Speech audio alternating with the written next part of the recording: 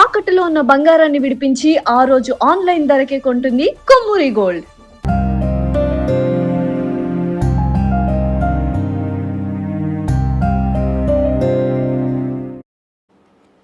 ప్రాణం పోయినా రూల్స్ మారవా?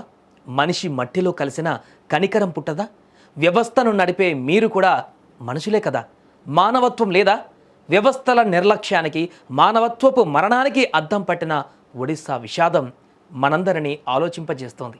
దేశంలో వ్యవస్థలపై మరోసారి నమ్మకం కోల్పోయేలా చేసింది. కడుపు కోతతో అక్కను కోల్పోయిన ఆ తమ్ముడికి కనీసం ఆమె దాచుకున్న సొమ్మును ఇచ్చి ఆదుకోవలసిన బ్యాంకింగ్ వ్యవస్థ ఖాతాదారుడు వస్తేనే కానీ డబ్బులు ఇవ్వమంటూ మొండికేసింది. ఆ నిబంధనల గోడను బద్దలు కొట్టడానికి మనసు కలిచివేసేలా తన సోదరి అస్థిపంజరాన్ని భుజాన వేసుకొని బ్యాంకు ముందు నిలబడ్డాడు ఓ గిరిజనుడు. ఇది ఒక వ్యక్తి ఆవేదన మాత్రమే కాదు, సామాన్యుడిపై వ్యవస్థ చేస్తున్న అమానవీయ దాడికి పరాకాష్ట. ఒడిశాలోని కియోంఘర్ జిల్లా దియానలి గ్రామం. అక్కడ నివసించే జితూ ముండా ఒక సామాన్య గిరిజనుడు. అతని సోదరి కల్రా ముండా ఈ ఏడాది జనవరిలో కన్నుమూసింది. ఆమె దాచుకున్న సొమ్ము 19,300 రూపాయలు బ్యాంకులో ఉంది. ఆ డబ్బు తన అవసరాలకు అక్కెరకొస్తాయని ఆశపడ్డాడు ఆ తమ్ముడు. డెత్ సర్టిఫికేట్ పట్టుకొని కన్నీళ్లు తుడుచుకుంటూ 3 నెలలుగా బ్యాంకు చుట్టూ తిరిగాడు. కానీ ఆ ఏసీ గదుల్లో కూర్చున్న అధికారులకు కాగితాల మీద ఉన్న సంతకాలే కనిపిస్తాయి, కానీ ఎదురుగా నిలబడ్డ మనిషి కన్నీళ్లు కనిపించలేదు. డబ్బులు ఇవ్వడం కుదరదయ్యా, ఆ డబ్బు ఎవరి పేరు మీద ఉందో ఆ వ్యక్తి వస్తేనే డబ్బులు ఇస్తామంటూ తెగేసి చెప్పాడు బ్యాంక్ అధికారి.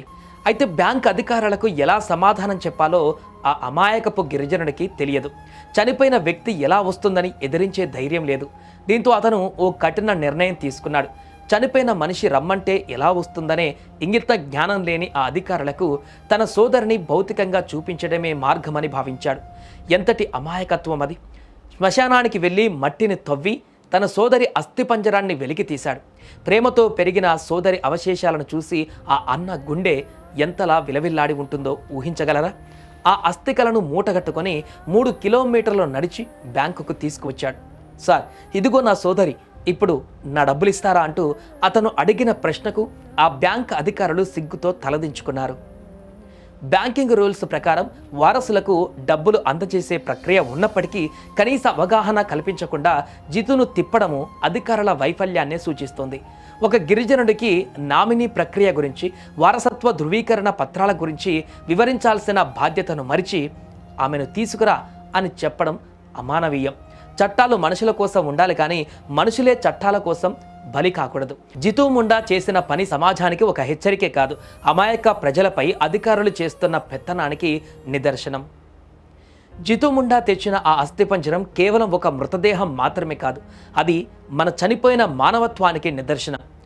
కేవలం రూపాయలు 19,300లో ఎన్ని ఆశలున్నాయో, ఎన్ని అవసరాలున్నాయో ఆ భగవంతుడికి తెలియాలి. ఇప్పటికైనా అధికారులు కళ్ళు తెరవాలి. సామాన్యుడికి న్యాయం జరగాలంటే అతను తన శవాన్ని కూడా వెంట తెచ్చుకోవాలా? ఈ ఘటన మనందరినీ ఆలోచింపజేయాలి. మనుషుల మధ్య బతుకుతున్నామా లేక యంత్రాల మధ్యన అనేది తేల్చుకోవాలి.